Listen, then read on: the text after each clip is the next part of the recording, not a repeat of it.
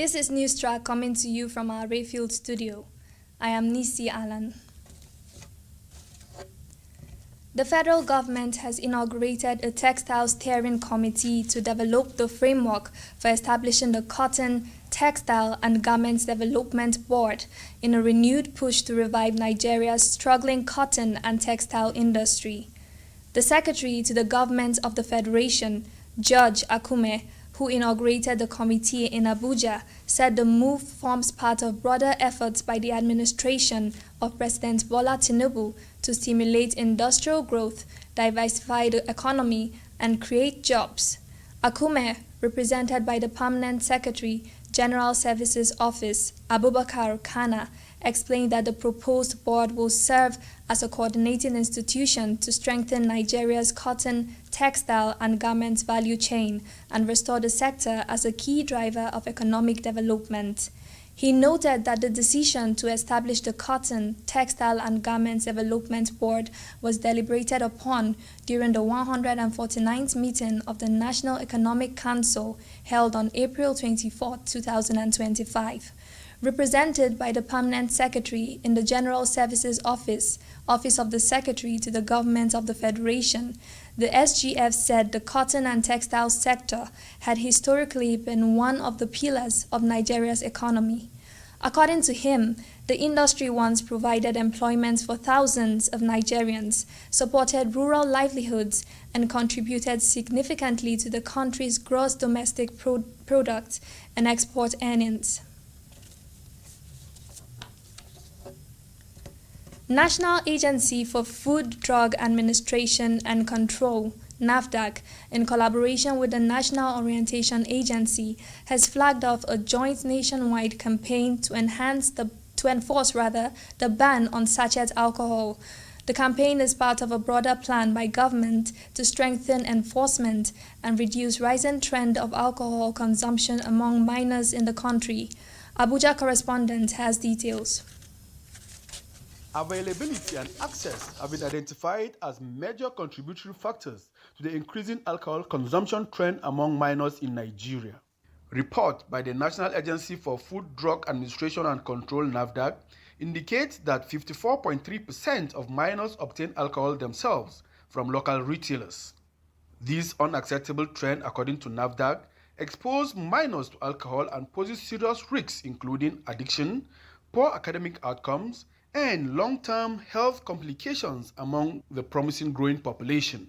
Speaking to journalists, the NAFDAC Director General, Professor Mojisola Adeyeye, noted the campaign is driven by the urgent need to protect the country's youth from the dangers of alcohol, while emphasizing that the ban on sachet alcohol remains fully enforced as a critical public health measure.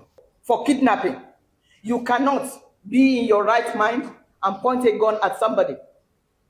It starts from alcohol and then goes on to hard drugs. On his part, the Director General, National Orientation Agency Lanre Isa Onilu, said the agency will use its offices across the country to drive the campaign. Today marks the official flagging off of a joint nationwide campaign by the National Orientation Agency, the National Agency for Food and Drug Administration and Control, NAFDAC, and the Federal Competition and Consumer Protection Commission on the ban of sachet alcoholic drinks in Nigeria.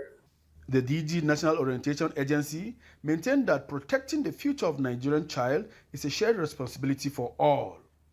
I am Miyong Danjuma.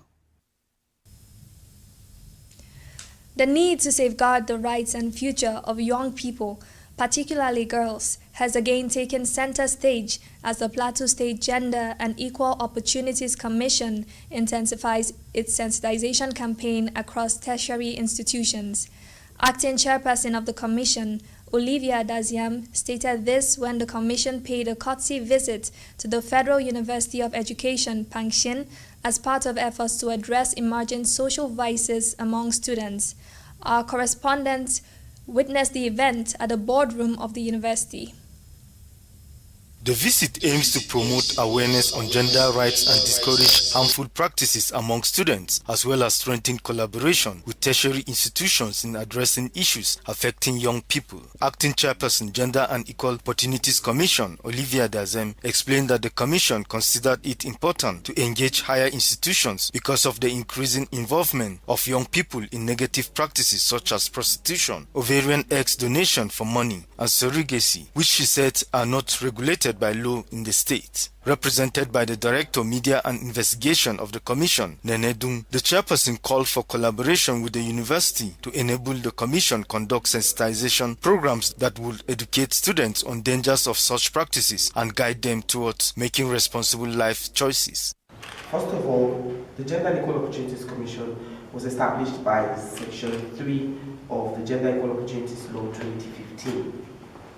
Basically, our mandate is to protect, preserve, defend the fundamental human rights of all citizens of Plateau State. But there's a particular section in the law that says we should pay specific attention to women and girls.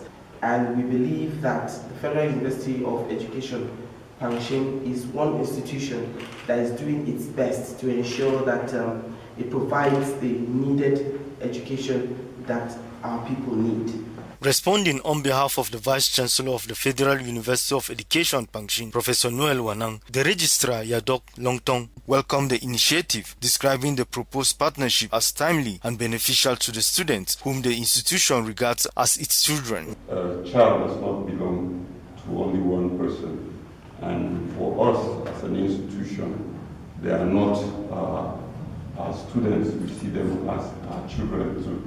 And whatever good that you bring for our children, we think is a welcome idea. Flanked by the Deputy Vice Chancellor, Professor Judith Dawulung, the duo assured the Commission of the university's readiness to collaborate in promoting the welfare, safety and moral development of students. The visit climaxed with the presentation of pamphlets and simplified copies of the Child Rights Law to the Vice Chancellor. From the Federal University of Education, Pangshin, I am Shama Kigyang. The crisis in Nigeria's power sector worsened yesterday with further decline recorded in power generation. Data obtained from the Nigerian Independent System Operator (NISO) showed that generation stood at 2,898 megawatts yesterday, a shortfall of 11% from 3,222 megawatts recorded on Monday. The sharp drop forced electricity distribution companies, DISCOs, to embark on further load shedding across their various business districts nationwide. Acknowledging the development with excuses, the NISO issued a notice to stakeholders and the general public, blaming the development on decline in power generation to the national grid arising from persistent gas supply constraints affecting several thermal power points.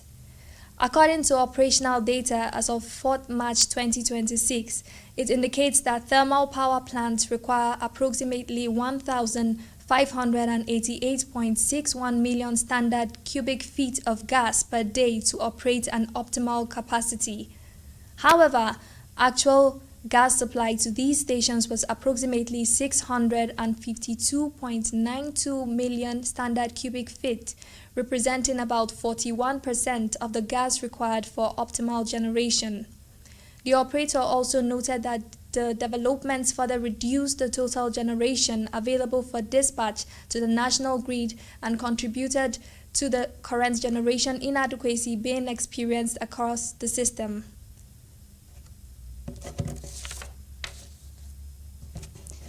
Communities, schools, religious institutions, and local organizations have the responsibility of nurturing social cohesion.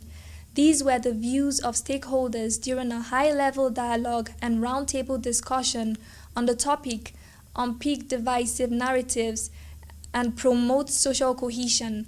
Our correspondent covered the event held at Balada Hotel in Jos.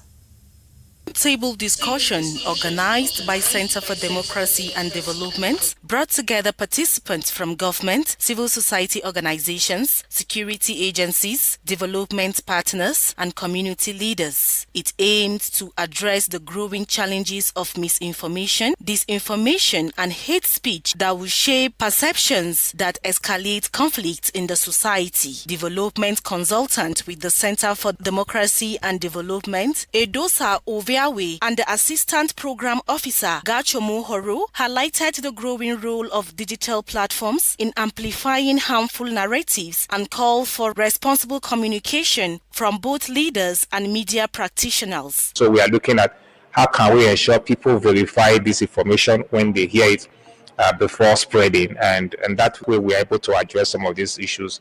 We are responsible for forging better societies. It is not only up to our leaders. Chairman, Nigerian Union of Women Journalists, Plateau State Chapter, Grace Gotip, and the Secretary General, Plateau State Initiative for Development and Advancement of the Natives, PIDA, Danjuma Auta, stressed the role of grassroots peace-building initiatives. Dialogue within communities starts within homes, before we get to religious leaders, security, and the rest. If you teach your child peace from home, he'll preach peace outside. There is need for our society to be, justice to prevail. Whoever that does what, let the security go after such a person. Some of the participants described the event as a crucial step towards fostering a culture of constructive engagement and strengthening the bond that holds diverse communities together. In Jos, Bridget Rothschild. The raging Iran war, which has spread across the Middle East and beyond, entered its 7th day on Friday after Israeli forces announced a next phase in the conflict and bombed Beirut's southern suburbs. The Israeli military had earlier issued an unprecedented evacuation warning for the entire area that sent residents fleeing in panic. The war has been felt as far away as the Sri Lankan coast, where a U.S. submarine torpedoed an Iranian warship, and Azerbaijan, which threatened retaliation after a drone hit an airport. On the political front, U.S. President Donald Trump rejected the possibility of Mojtaba Khamenei, son of the late Iranian Supreme Leader Ali Khamenei, replacing his slain father, dismissing him as a lightweight. The remarks suggest a willingness to work with someone from within the Islamic Republic rather than toppling the government entirely, despite Trump's repeated exhortations for Iranians to rise up and take back their country. Lebanon was dragged into the widening conflict on Monday when Hezbollah attacked Israel to avenge the killing of Khamenei. That is it on News Track. Stay tuned for global news at 6:30 p.m. and news update at 10 p.m. Good afternoon.